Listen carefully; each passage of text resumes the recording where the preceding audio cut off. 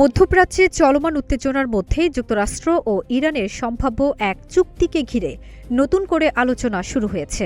যুদ্ধ পরিস্থিতি নিয়ন্ত্রণে আনতে ওয়াশিংটন ও তেহরান সমঝোতার পথে এগুচ্ছে বলে খবর প্রকাশের পরই তীব্র প্রতিক্রিয়া জানিয়েছে ইসরায়েল।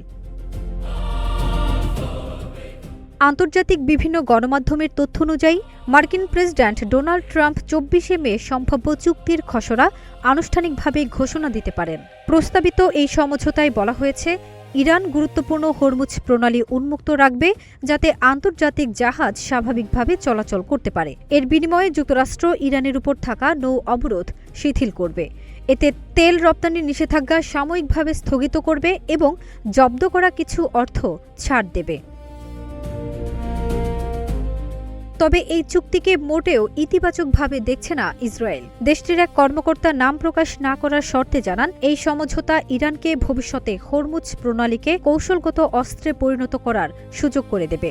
তার ভাষায়, এটি পারমাণবিক অস্ত্রের মতোই ভয়াবহ চাপ তৈরির হাতিয়ার হতে পারে। ওই কর্মকর্তা আরও দাবি করেন, ট্রাম্প প্রশাসন পুরো বিষয়টিকে বাণিজ্যিক সমঝোতা হিসেবে দেখছে, কিন্তু এতে ইরানকে তাদের পারমাণবিক কর্মসূচি নিয়ে দৃশ্যমান কোনো ছাড় দিতে হচ্ছে না। ফলে ভবিষ্যতে তেহরানের প্রভাব আরও বাড়তে পারে বলে আশঙ্কা করছে তেল আবিব।